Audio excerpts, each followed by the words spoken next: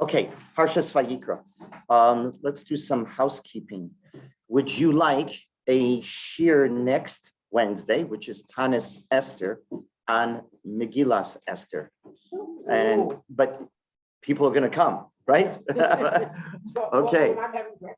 We're not having breakfast, and I'll do a Megillat Esther shir, and it'll be Rav Soloveitchik on Megillah, which is okay, which is a lot. There's a lot of material. So, okay. So start Tuesday. Yeah, start Tuesday night, right? Start early. Okay, let's begin. Chumash Vayikra. Vayikra is a difficult chumash. It's a very difficult chumash. But we're going to see that Rav Soloveitchik brilliantly analyzes korbanot way beyond just an animal sacrifice in a Beis Hamikdash. He sees, as he's done in the past, and as you have witnessed, that there are words in the Torah that allow him to build philosophies that are so important about Judaism that are essential. And we're going to see that today as well. Hashem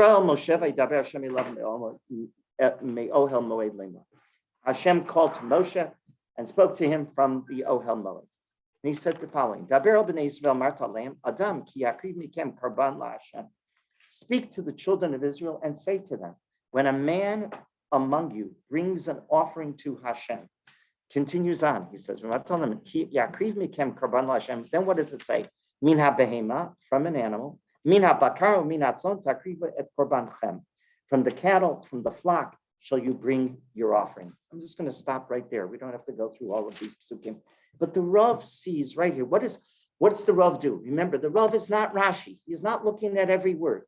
He's rather looking in a gestalt fashion. So if you're the person learning, somebody wants to get in. If you're the person learning the Chumash, and what would be the main question of korbanot?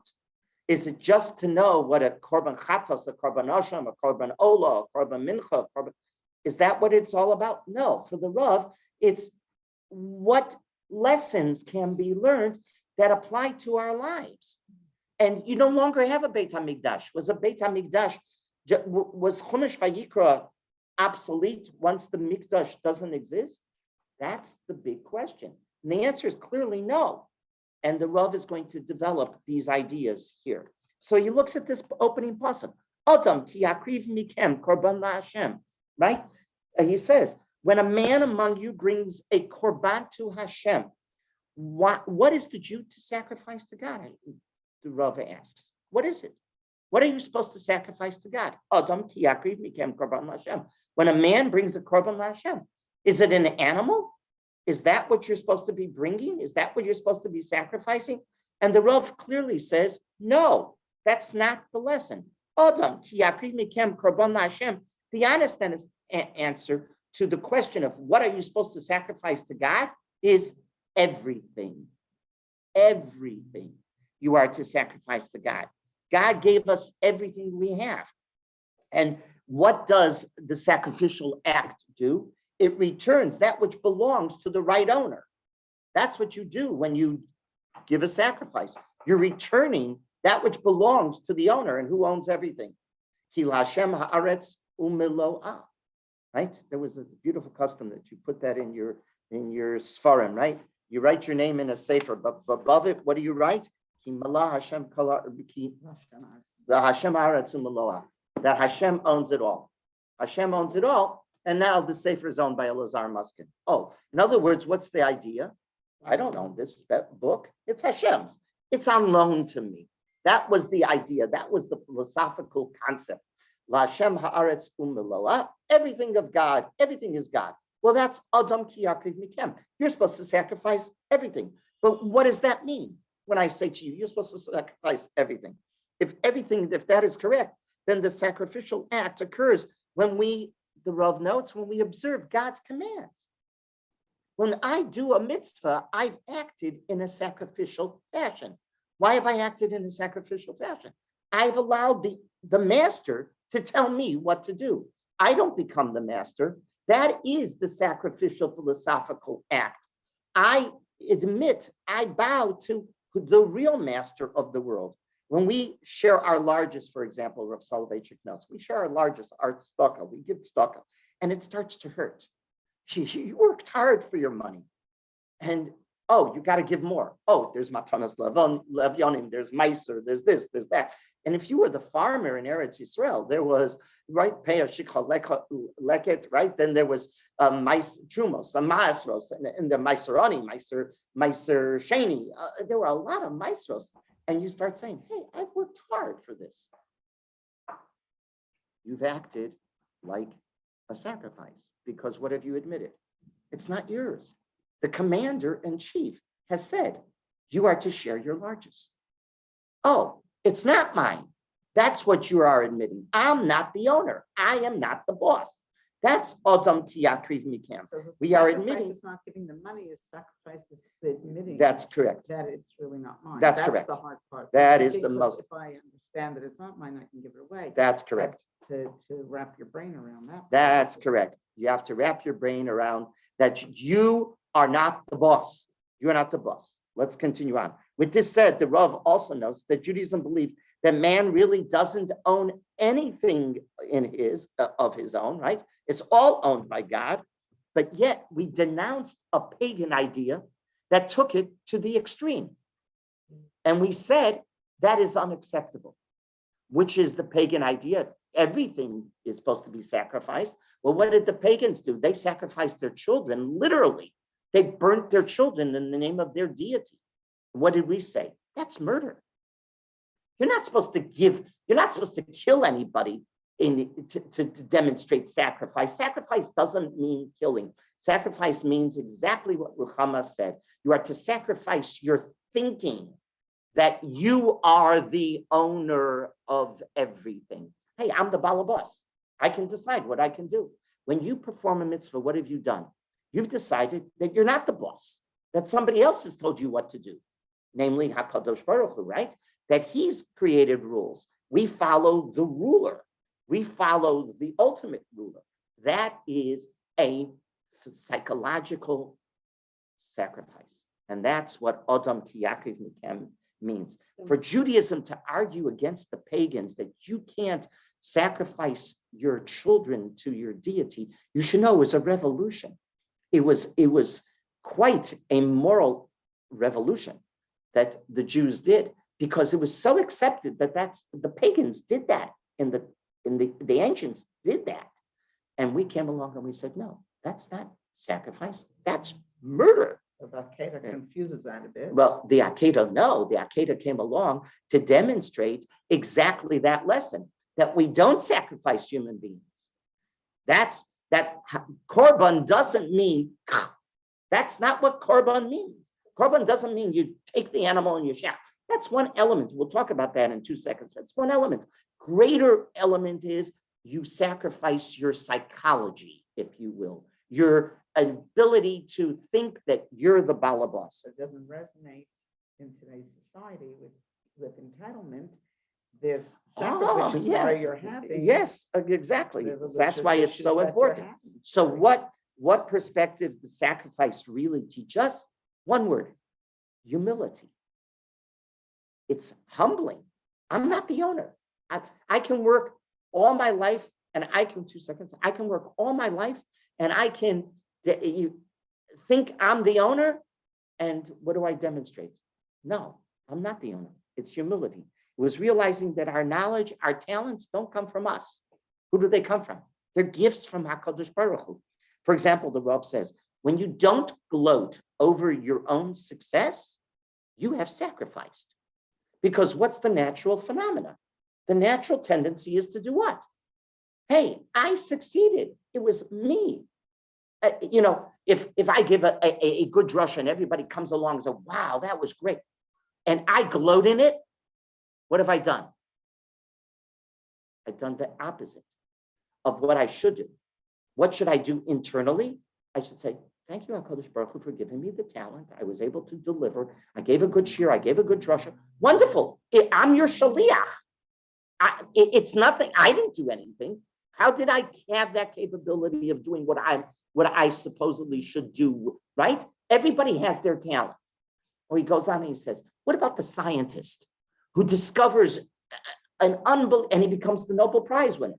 And he discovers something really great, a change in medicine or whatever area of the Nobel Prizes, because there are many, right? So whatever, and you get the prize, and you're there in, receiving it.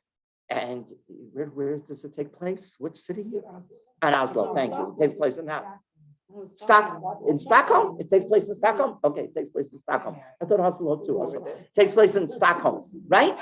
And you think that you are, wow, they're parading you. They're not parading you. They're parading a gift that HaKadosh Baruch Hu gave you. Because really, they're praising HaKadosh Baruch Hu. That's the way we're supposed to think. Now, do people think that way? Adam ki yakriv mikem. That's what you're supposed to think. That is the ultimate sacrifice. That's why this part Chumash is so important, because it's at the essence of Judaism. It's at the essence of religion.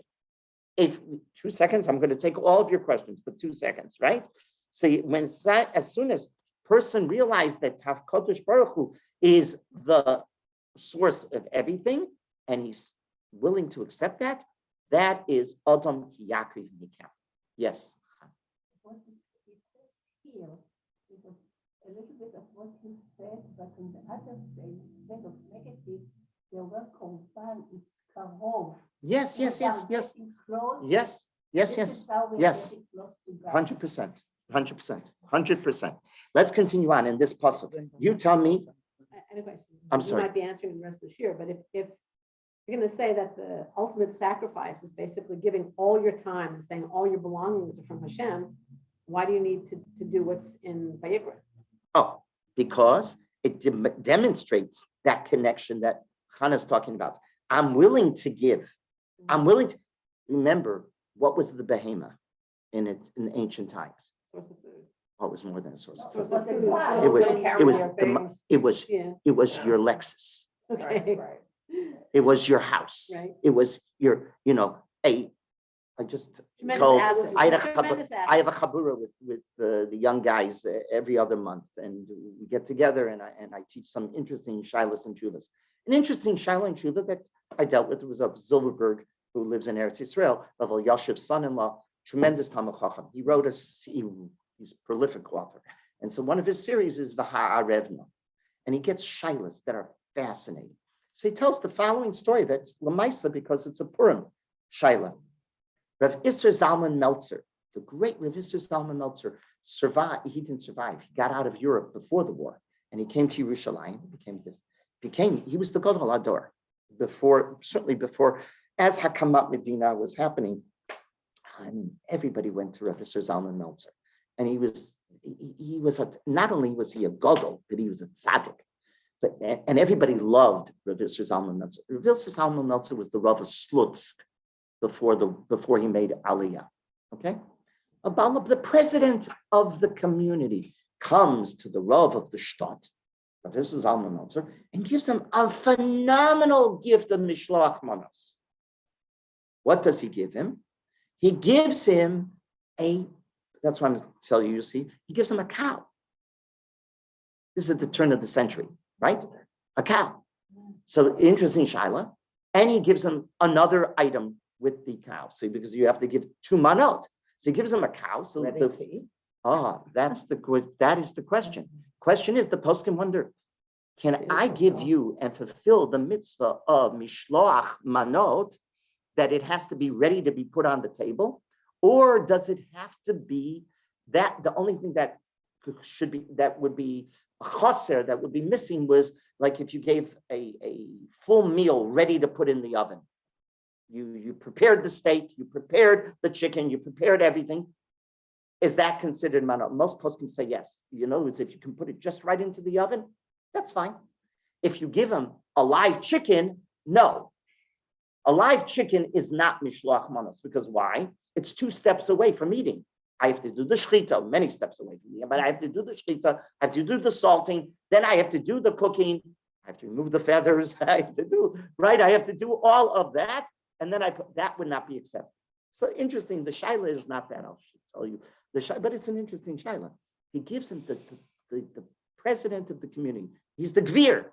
The Gvir comes, he wants to give Rav Isser Zalman Meltzer, the Gadol Hador, a big gift. Now, this was like giving him tens of thousands of dollars. He gave him a cow.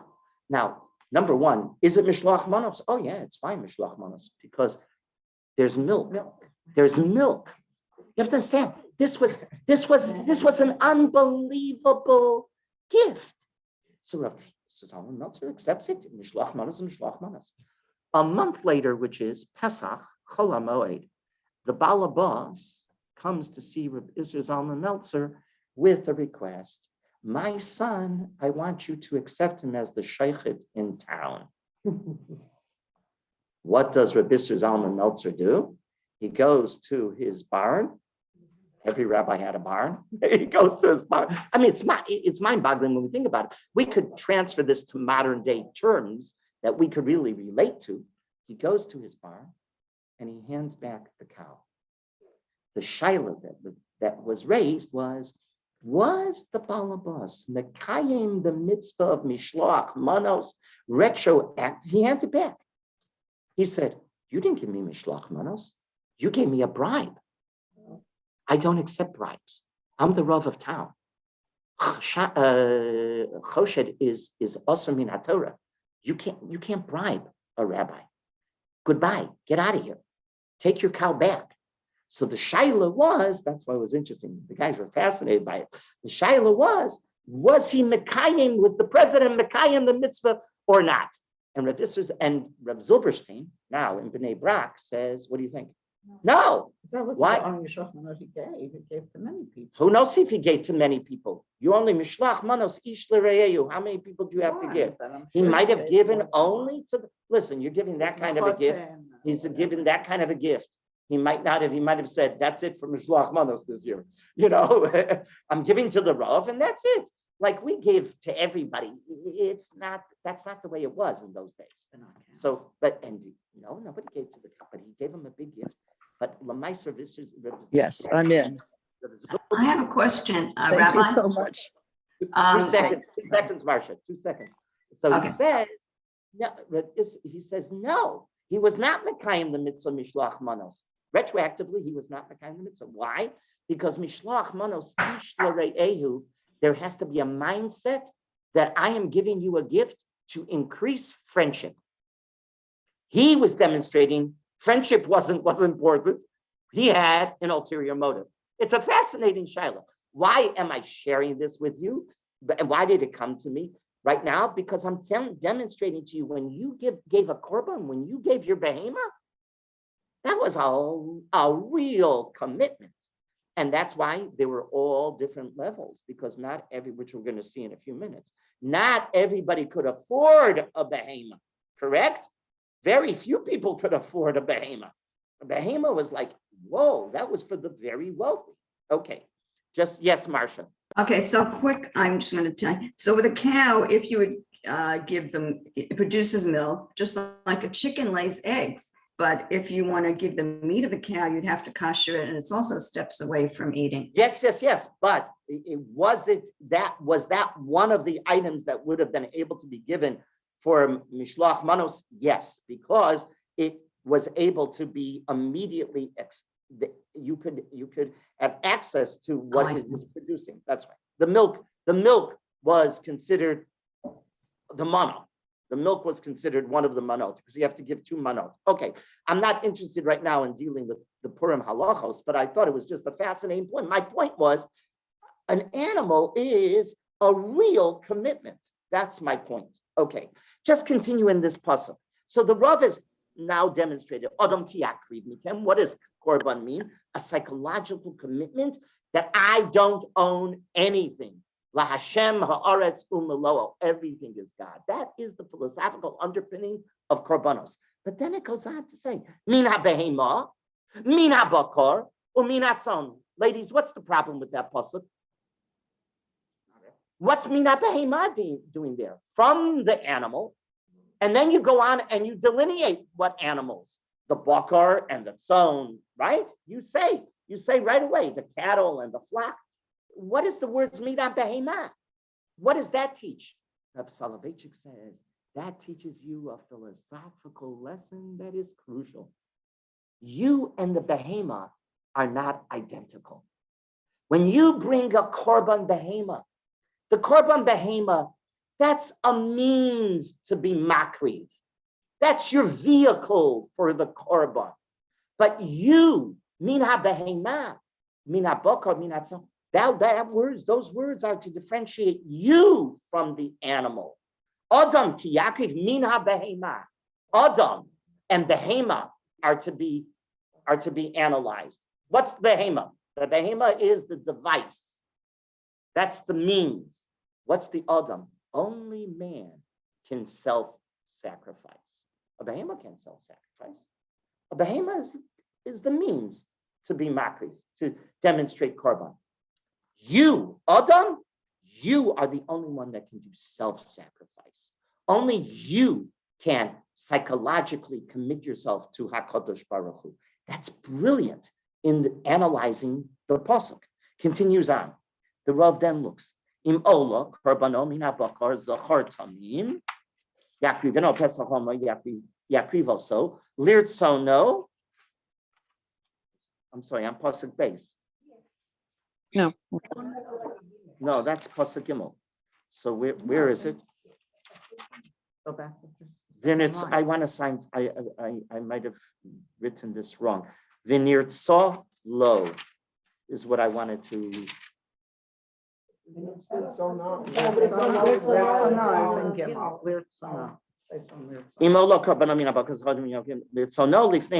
Okay. That, what does that mean? And it will be accepted for him. It will be accepted for him. That's the Rav notes. And what do you mean, that it will be accepted? HaKadosh Baruch Hu will accept it. He'll accept it. In the Amida, because what replaced Karbanos? Tefillah. What do you mean Karbanos were replaced? So you understand that the Gemara Yuvi understands simply that the Gemara says in Brachos that Shachris replaced what? The Korban Tamid Shel Shachar. Every morning there was a Korban in the morning for us. Mincha was replaced the Mincha, the Tamid Shel Mincha. Fine. At night, Ma'ariv was the time when they took off the ashes. Okay, wonderful, great. We replaced it in terms of, but you ever notice in the davening, how do you finish? How does the Amida? How's the meter constructed? You have first 3 brachos, and then last 3 brachos, and in the middle 13 brachos. What are the middle 13 brachos? All bakashot, all requests, right? All requests. Those middle ones. You ask for your parnasa, you ask for your health, you ask for your everything you need. What's the last bracha of the 13 brachos? Shema Kolenu. And what do you say in Shema Kolenu? You say the following. I'll translate it for you. Listen to our voice, Lord our God, and in compassion and favor, accept our prayer for you. God, listen to our prayer and please. Listen to our voice. Listen again. Listen to our voice, Lord our God, and in compassion and favor, accept our please. So how would you translate this? HaKadosh Baruch Hu, accept my tefillos with love, right? With compassion and love.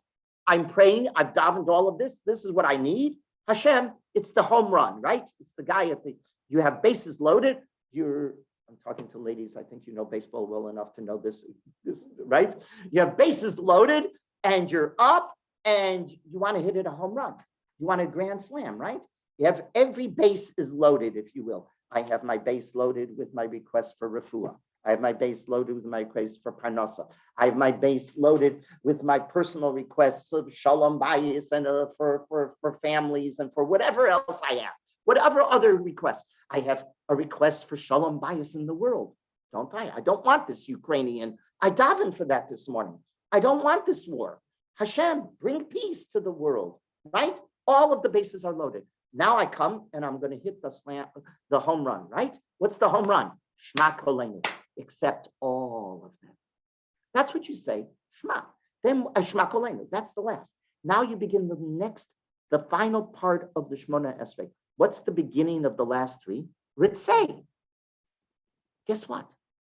You repeat the same thought all over again. Here's the Ritzei. Listen to the words, Ritzei. Find favor, Lord our God, in your people Israel and their prayer. and accept in love and favor the fire offerings of Israel and their prayer. Isn't that the same idea? It's the same idea repeated. So if Soloveitchik asks, you have Shema Kolenu and Ritzei back to back. Why in the world are you repeating the same thoughts in two different brachos consecutively on top of it? So what happens in Ritzei? What happens in Ritzei is that we're asking that our prayers take the place of korbanot. That's exactly what Ritzei is. Take the place of korbanot. The word Ritzei reminds us of a nirtzah lo, that it should be accepted by Ritzei Hashem Elokeinu. It's the same thing. What's happening here is that we're stating that the act of prayer has become the sacrificial act. I stopped right there. Listen to that again. The prayer has replaced the korban. How philosophically is that possible? Oh, it's very simple. The most humbling experience that man can do, if he does it with sincerity and if he pays attention to what he's doing, is davening. Why is davening the most humble experience? Yeah, I'm not in control. Hey, I got a business deal. I don't need to pray. I'm going to go and I'm going to succeed because I am the best. Or no, I have a business deal today. I need you, Hashem, to be my partner because I can't do anything without you. Which one is the humbling experience? Which one's the humbling expression? Humbling expression is the latter one, right? Hey, I need you. I can't do anything without you. What is davening? Davening is a demonstration of I partner with you, HaKadosh Baruch Hu. I used to tell my girls before an exam, you can daven. You better prepare for it. You better prepare for the test because miracles don't happen. It's HaKadosh Baruch Hu is not going to drop the knowledge into your head if you didn't study. But what do you study for before you go to the exam? That everything that you study, what do you pray for? I'm sorry. Everything that you study for, you should have recollection, right? That's what the test is. You shouldn't freeze. You shouldn't, you studied, you worked hard. Everything that you studied, who's your partner? Who goes into the test with you? HaKadosh Baruch Hu goes into the test. That is a humbling idea. That's humility. The korbanot, Ritzei replaces the korbanot. Tefillah replaces because the korban was a demonstration of humility. I don't own anything. HaKadosh Baruch Hu owns everything. Now, as an aside, where do we put Birchas Kohanim? Right in Ritzei. That's where we put Birchas Kohanim. Right after Modim, 100%. Why do we do it there? You know why? Rav Soloveitchik says, because that's where we placed it in the Beis HaMikdash. When did the Kohanim bless us? When did they duchen? When did they come and do Nesias Kapayim? Nesias Kapayim means they lifted their arms like this. That's exactly what they did. By the way, shoulder height, one hand above the other, just like this, where they would, that's exactly, you can ask your husband, that's exactly the way they did it. They made windows, 5 different windows, 1, 2, 3, 4, 5. That's exactly what the Gemara says. And that's exactly, the right hand a little above the left hand at shoulder height. And then you don't see it because they put the talus above their hands, right? But that's what they're doing. That's called Nesias Kapayim. When did they do Nesias Kapayim, lifting of the palms? When did they do that? At this juncture, at the end of the Korban, in the morning, at the end of Ritzei. Interesting. When does the Kohen have to go up? Lahalocha, to start ascending to do Nesias Kapayim. What if we do Duchen today? Ritzei. As soon as the Chazan says Ritzei, the Kohanim are to start ascending. They must move. They must demonstrate they're going to the Bama, to the platform. It was always a little higher. That's where they went. To the Bama, they would go and they would be on the Bama. When did they do it? At Ritzei. Why Ritzei? Because Ritzei replaces Korbanot. Okay? Continues on, the Rav points out. Go to Pasuk Yud Zayin. I'm going to show you something fantastic. So we talked about giving Rav Yisrael Zalman Meltzer the cow, meaning the cow is expensive. Not everybody could afford the cow. Not everybody has big steep pockets, right?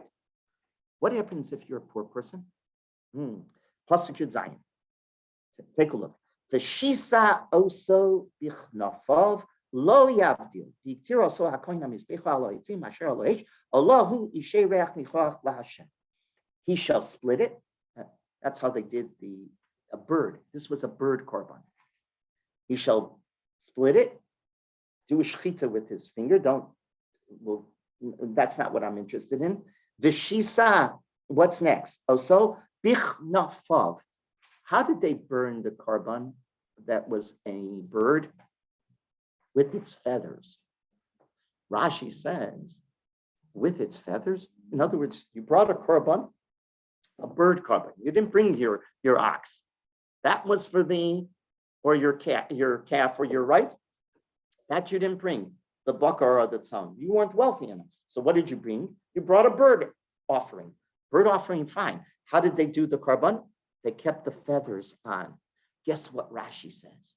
It produces a terrible odor. When you burn feathers smell. They create not a very pleasant aroma. So the Beis Hamikdash is now going to have filled with a terrible aroma? Yes, you know why? Because if you remove the feathers, there isn't too much left of the meat of the bird. And it looks very scant. And who feels bad? The poor person. And what do we want Also to feels avoid? bad if he created. No. That's right. In other No, words, he's the one that take a brought look. it. That's right. I'm giving something looks are very important, right? How we present things are very important. And what are we worried about? We're worried about the feelings of the poor person. So Rashi says, now watch what the Rav does with this. The Torah is telling us a lesson that is crucial. It has a sensitivity that is essential to halacha. Worrying about the poor person, or as the Rav calls it, the anonymous poor person. We don't know who this is. It doesn't matter, right? The anonymous poor person's feelings led the Rav to develop a whole approach of the value of each and every human being. This one halacha that you burnt the bird with its feathers develops a whole idea that every human being is crucial in the eyes of halacha. The Rav quotes a fantastic Gemara. The fantastic Gemara is Brachos Yud Zayin Amid Aleph, Brachos 17a. The Gemara says this is one of the favorite statements of the rabbis of Yavne. What's Yavne? What's Yavne? Tell me a little about it. In the place where they were studying the Torah, constantly when they were under siege. When? Tell me historically, when did Yavne get created? This was in the Roman time. Yochanan ben Zakkai. When? When the second Beis Hamikdash was being destroyed. When the second Beis Hamikdash was destroyed, post-destruction second Beis Hamikdash, you want to know about crisis? You want to know about chaos in Jewish history? The most chaotic crisis that the Jewish people confronted was that century. Of course, something came up in the lacuna. What was the lacuna? The lacuna was filled by what? Christianity. That's when it arose. Sure, there was an opportunity. There was a need in society. What was our crisis? You're the rabbis. What's your crisis? Beis Hamikdash is burning. There is no Beis Hamikdash. What is Judaism post Beis Hamikdash? How are we going to survive? How is there going to be a Judaism without a Beis Hamikdash? Without bringing the korban, how is there going to be a Judaism? Oh, so the greatest of rabbis, among whom are sitting there, Rabbi Yochanan ben Zakkai, Rabbi Akiva, Rabbi Elazar, Rabbi Yoshua, Rabbi Gamliel. These are the greats of Yavne. The greatest minds gather. And by the way, Yerushalayim is burning. Yerushalayim is off limits. It's a crisis of unbelievable proportions. And they gather. Yochanan ben Zakkai says, we're going to rebuild. You want to talk about change? Change causes anxiety, doesn't it? Big time. Guess what? Change, we're going to conquer the problem. And they did. and we're still around. To whose credit? To the rabbi. You call them they started working on this, by the way, before the Churban. It's called the Anshe Knesset Law, but it's post-Churban. That's really what's important. It's Yavne. Listen to what the Gemara says. The rabbis in Yavne loved saying the following. I am God's creature. My fellow man is God's creature. Melachti, my labor is in the city. His labor is in the fields. I rise early for my labor. He rises early for his labor. This is the rabbis of Yavne. Just as he does not presume to do my labor, I don't presume to do his labor. In other words, each person has their job. Will you say, I do much, he does little? These are the rabbis who are saving Judaism. Will you say, I do much? In other words, I'm important, he's not? We have learned one may accomplish much or one may accomplish little as long as the individual directs his heart to heaven. This was the ultimate statement of the rabbis in Yavne. What were they saying? Was this a cynical joke?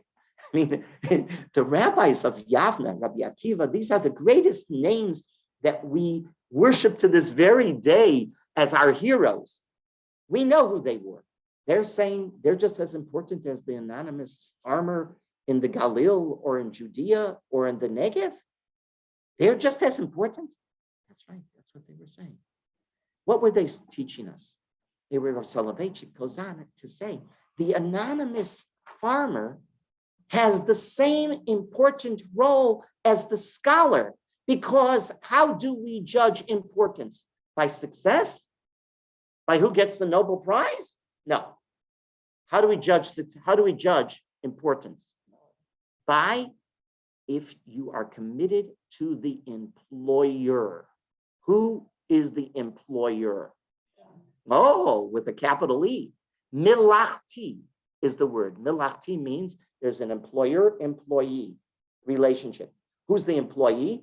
I'm the employee. Who's the employer? He's the employer.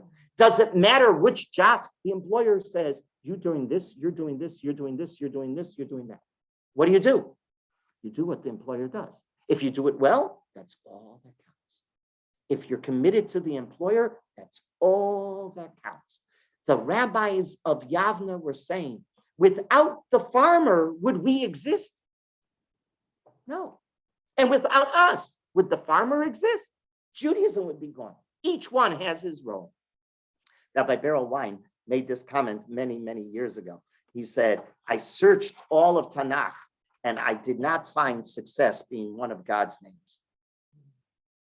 I thought it was brilliant. I don't know why I remembered that statement from Rabbi Wein, but I did. I thought it was brilliant. I searched all of Tanakh, and no matter how I looked, success is not one of God's names.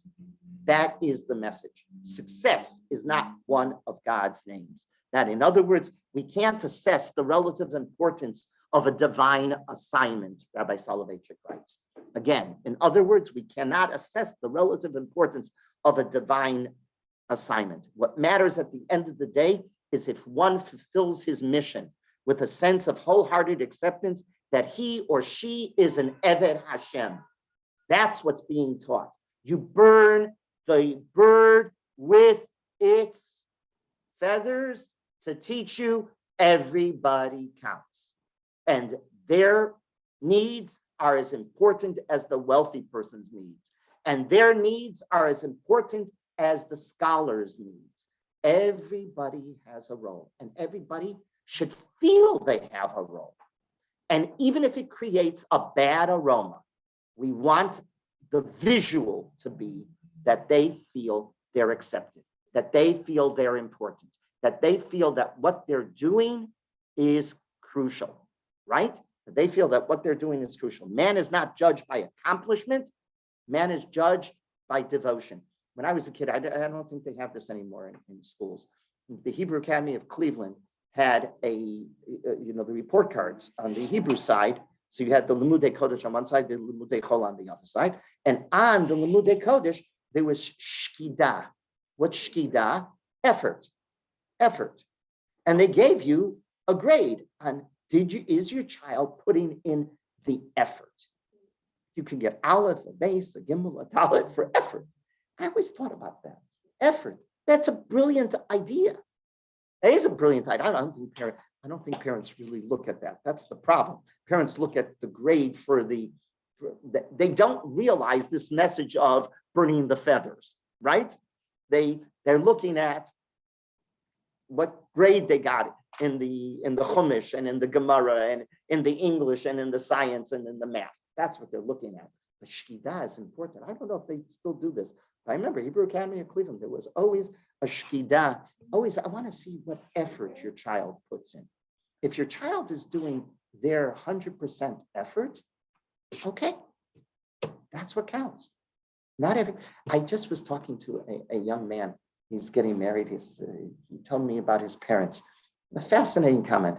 He says, you know, the brilliance of my parents were, we were 3 of us in the family, and each child had different talents. And my parents didn't make us academics when we weren't academics. They didn't insist that we had to come home with great grades. They insisted that we had to focus on our talents. So one of us did this and one of us did that. And that's what they focused on. You master your talent. That's a real mechanech. That is chanoch lanar al pi darko. But most of us are not like that. Most of us want our kids to be academically successful. Now, academically successful doesn't make them a success. Again, the Rav is pointing out the melachti of the word melachti is so important in that Gemara that the rabbis, the greatest rabbis who saved Judaism out of the most chaotic and crisis-ridden period, they're the ones who taught us that every human being is an important part. Now, this is ensconced in Jewish thought. Can you give me where it's ensconced in Jewish thought? That everybody is important? It's called the Yisachar Zavulun partnership. Who's the Yisachar Zavulun partnership? Yisachar was the academic. He was the brilliant scholar. Zavulun was the businessman. Correct? Yisachar Zavulun. We sometimes in the Torah and Chumash Bereshis, Yisachar is mentioned first, and sometimes Zavulun is mentioned first. And what did Chazal teach us? That Zavulun supported Yisachar. And guess what? Zavulun's reward was even greater than Yisachar. I'll tell you a story. The Rav Ruderman was the Rosh Yeshiva. He was my grandfather, very close cover of my grandfather in Slobodka. But he was the famous Rosh Yeshiva of Ner Yisrael. His son-in-law, Rav Neuberger, was the executive director of the school, of the yeshiva. Rav Neuberger physically built the place. So now here you have the brother-in-law or son-in-law? Brother-in-law, I think. It was brother-in-law. Rabbi Neuberger and Rabbi Ruderman, they were brother-in-laws, if I'm not mistaken. And Rav Neuberger built the school. He was the brilliant fundraiser. He built Ner Yisrael. The new Ner Yisrael, now it's no longer new, but the Ner Yisrael, that the campus, the big campus that they have in Baltimore, Rav Neuberger built it. Rabbi Ruderman said publicly, I'm the Rosh, like the Chachamei Yavne, right? He said, I'm okay, the Rosh Yeshiva. I give the big shir. Wonderful. But who's my partner? Who's just as important, if not more important than I am? It's Rabbi Neuberger. Because without him dealing daily, right, in ein kemach, ein Torah. What do we mean by that? What do we mean? It sounds right. If you don't raise the funds, you don't have the institutions. True. But there's so much more to that statement. Ein kemach, ein Torah, meaning that they're connected. That the person who gives the kemach might be as important as the person who's learning the Torah. Right? Not everybody's given different talents. Not everybody is a Rabbi Akiva. Rabbi Akiva was a genius. A genius of genius. Yochanan ben Zakkai was a genius. Wonderful. The Gra was a genius, right? Rabbi Soloveitchik was a genius. Not all of us are geniuses. But what did Chachmei Yavne teach us? Each one of us, as long as we do what the employer expects out of us, and we act in a humbling fashion, we have succeeded in our task. And we're just as important. And that is being taught, Rab Soloveitchik says, from this halacha, that the bird of the anonymous poor man is not plucked first. No, we want him to feel that he has a role as well. Finally, the last point I want to make, Perek Beis, Pasuk Beis. Ve'ivia el b'nei Aharon hakohanim b'komas misham lo kumso. And what does it say? And he shall bring it to the sons of Aharon the Kohanim. The korban will be brought to the sons of Aharon the Kohanim. What's the problem with this? At this juncture, you don't know Aaron is the Kohen, right? Ve'ivia el b'nei Aaron. You don't know the children of Aaron are the Kohanim. In Pasuk base 548. And you shall bring the korbanos, in other words, to the Bnei Aharon HaKohanim, the sons of Aaron, the Kohanim. Excuse me. By now, if you don't know, Aaron is the Kohen, and his children are the Kohanim, you've been sleeping through the whole Chumash, right? You slept through Shmos. How's that? What does that teach you?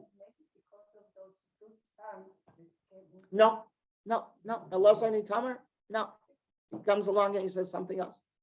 So Rav Soloveitchik says, this is an important statement that you have to know that became a source of historic importance. Christianity mocked one Chumash in particular, degraded one Chumash. We have 5 Chumashim, degraded one Chumash in particular, Chumash Vayikra. The biblical critics came along and they said it was the priestly code. It was the priestly code. It's not the same author. It's a different author. The what? They did, but they wanted to appropriate the pomp and circumstance of the Kohanim. That's true. But the Chumash itself, Chumash Vayikra, was diminished in its importance, was despised, if you will, by the biblical critics. And the biblical critics in the turn of the 19th century said, no, this is the priestly code. This was created by the Kohanim for their own purposes, to make themselves leaders, to make themselves important, etc., etc., etc. So the Rav Soloveitchik points out that Chumash Vayikra is known by Chazal as Torah's Kohanim. Makes a lot of sense. Torah's Kohanim is what we call the Medrash, and Chumash Vayikra is called Torah's Kohanim. And yet, with all of that, we remained faithful to Chumash Vayikra. The best proof that we remained faithful to Chumash Vayikra, take a look at the Gemara Bavli. There's a Bavli and there's Yerushalmi, right? In the Bavli, we have a Hoseh. So it's divided into 6 sections. The Daf Yomi has started the middle. We're mamish in the middle. Today, the Daf Yomi began Noshim. Right? There's Zroim. Then there is Moed. We just finished Moed. Then there's Noshim.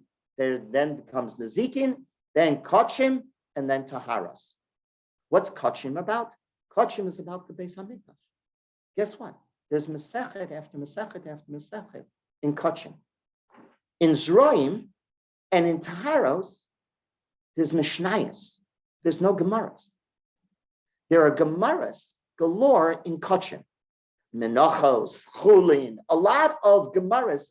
A major section of Shas is Kotchim. What is Kotchim all about? The Beis HaMikdash. It associates with the Beis HaMikdash. Zroim is about what? The laws of tilling the land in Eretz Yisrael. All of the laws that apply to agriculture in Eretz Yisrael, Trumos, Maisos, Demai, Peah, all of that. But guess what? There are no Gemaras. There are only Mishnayos. There's no Gemara. There's only Mishnah. In Taharos, only Masechet Nida. Outside of Masechet Nida, all of the laws of Tumah v'Tahara, Mishnayos, not Gemaras. Kotchim, galore. We have Mishnayos and Gemaras. We have a major section of Shas is Kotchim.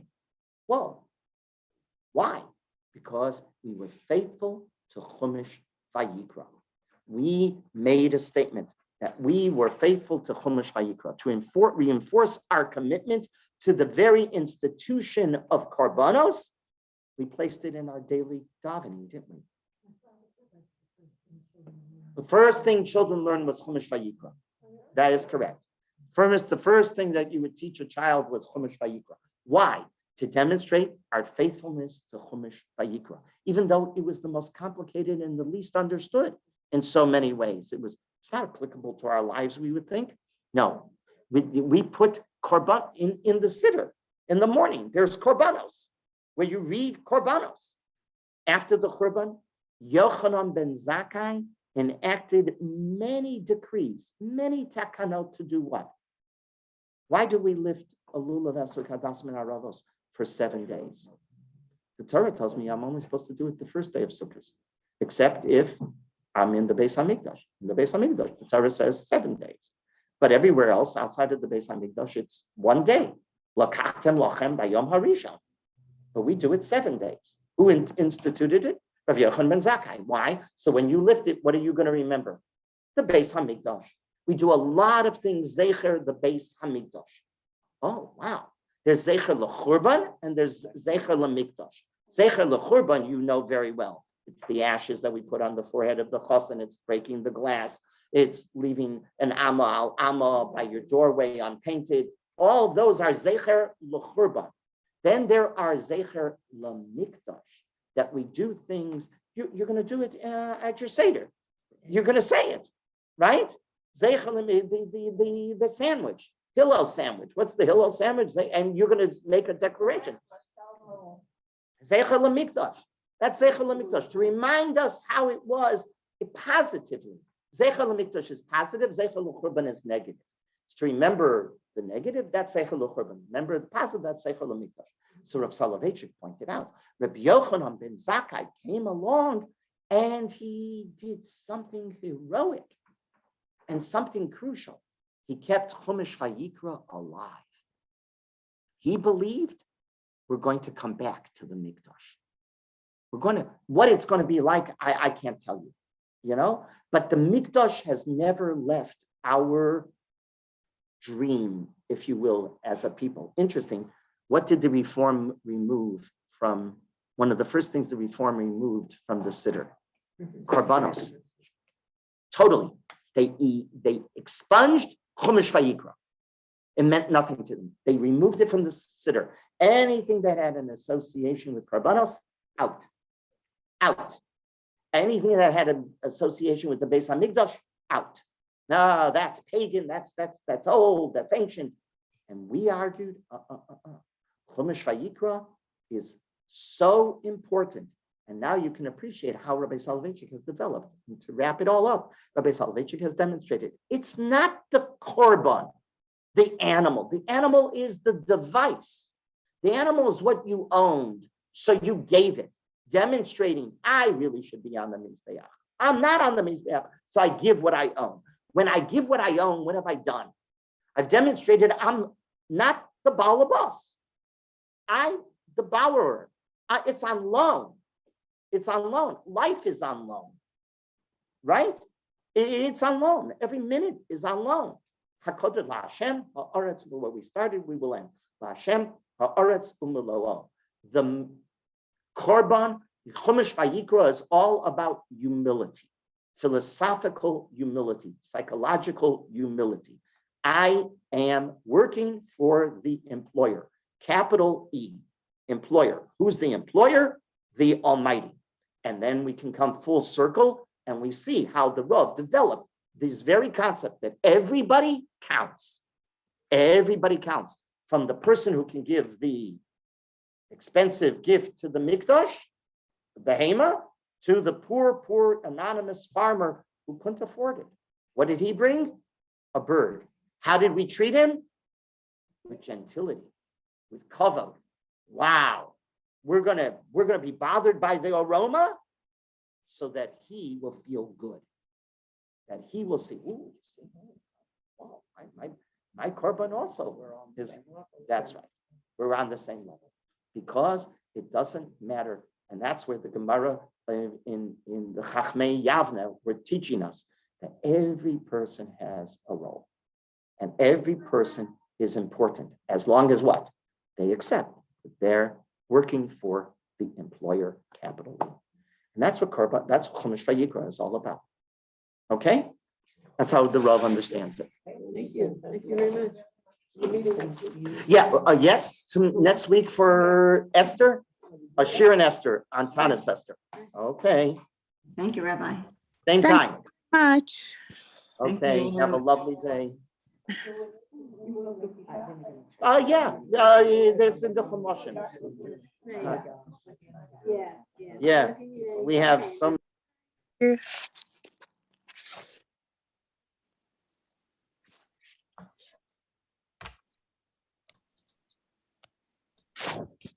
Thank you, Rabbi, for your share.